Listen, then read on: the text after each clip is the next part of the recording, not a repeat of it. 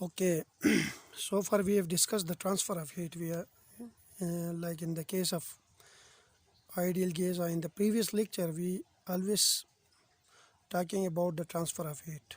We say that heat is transferred from the environment to the system, or heat is transferred from the system to the environment.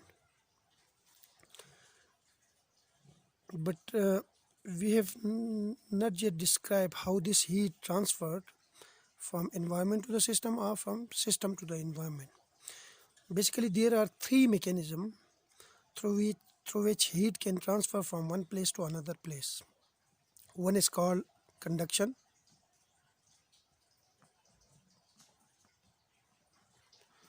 The second one is called convection. And the third one is called radiation.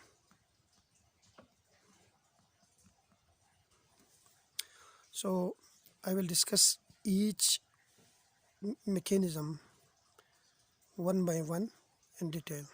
The first one is conduction.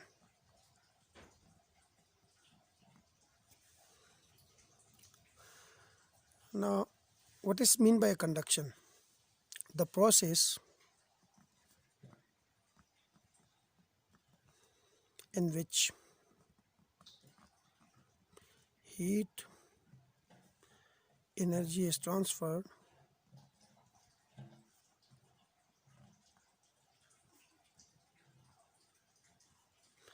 from one atom to another atom,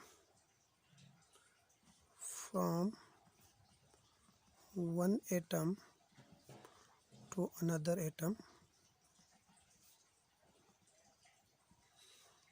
due to the mutual vibration,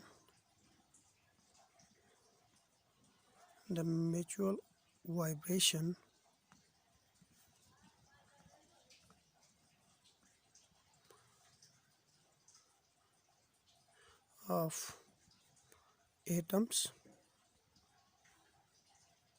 of a metallic conductor.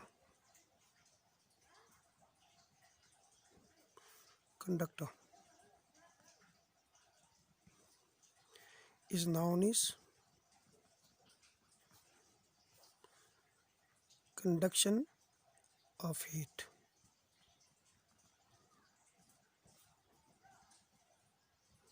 Suppose we have a metal rod, okay, and this metal rod we have a large number of atoms.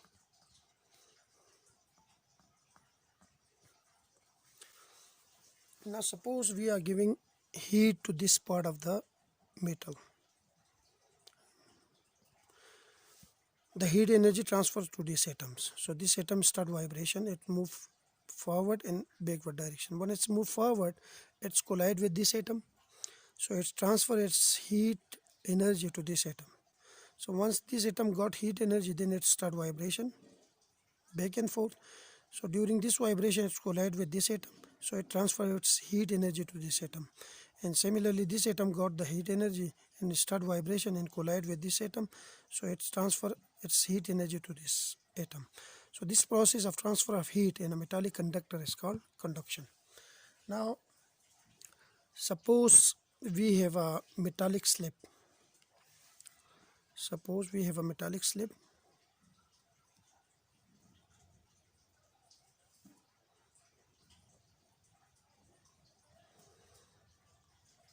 And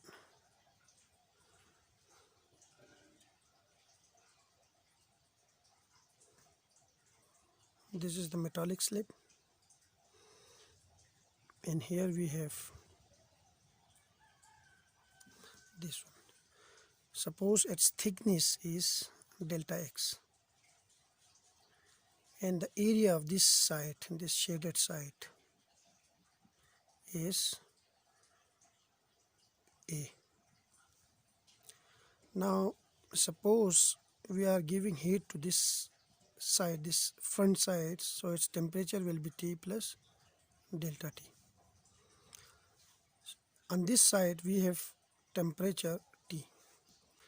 So this side is heated, so its temperature will be greater than the temperature of this backward side. Now experimentally it was found that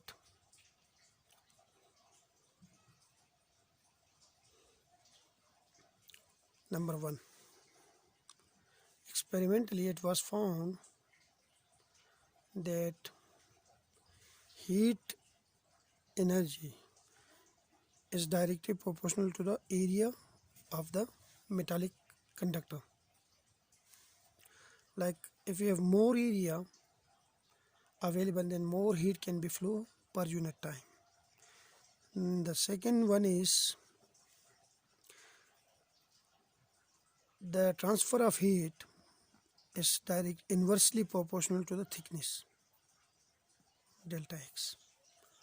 Like if the thickness of this metallic rod is large, then heat can flow slowly. If the thickness is small, then heat can flow faster. And the third one is transfer of heat is directly proportional to the change in temperature. If the change in temperature is large, suppose we have this metallic rod, its temperature is, let's suppose, is 25 degrees Celsius. Now if I heat it to 30 degrees Celsius, then the transfer of heat is slow. But if I heat it to a temperature of, let's say, 50 degrees C, then this transfer of heat is faster. So the rod get heated quickly as compared to this value. Now if we compare these three results, we get H is proportional to A delta T over delta X.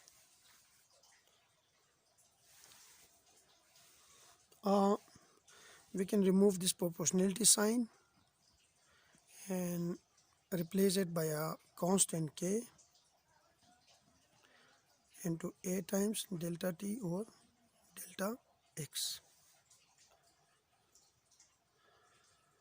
But we know that heat always flow from in a direction from decreasing temperature to in a direction from increasing temperature to the decreasing temperature.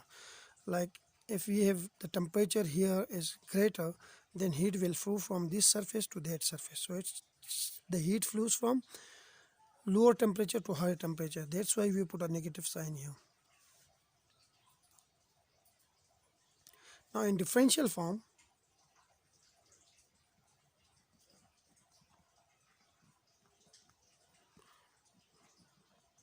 the above equation can be written as H is equal to minus K A dt over dx. And where this derivative dt over dx is called temperature gradient.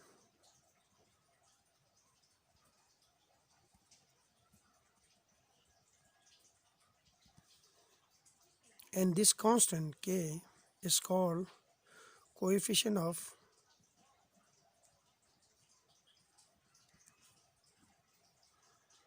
thermal conductivity.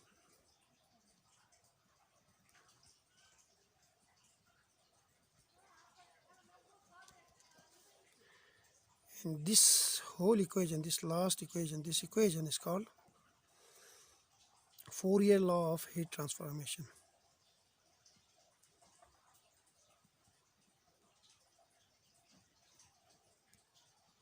Heat transformation.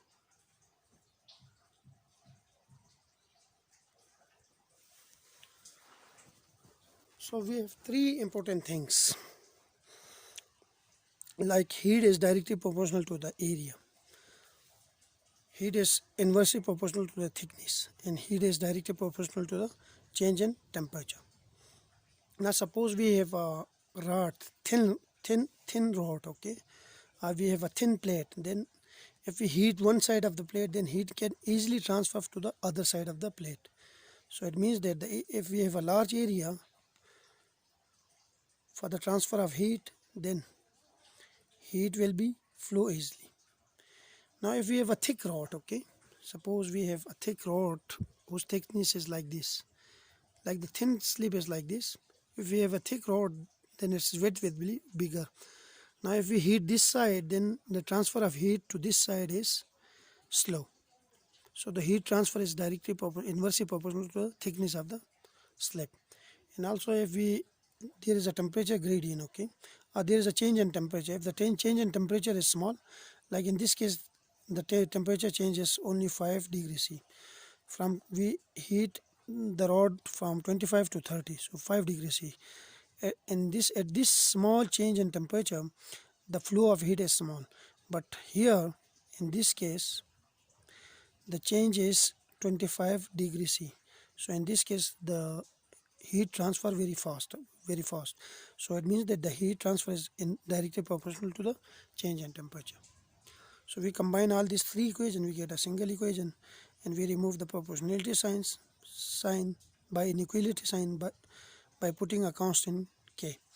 But we know that heat always flew from a region of with high temperature to a region with lower temperature.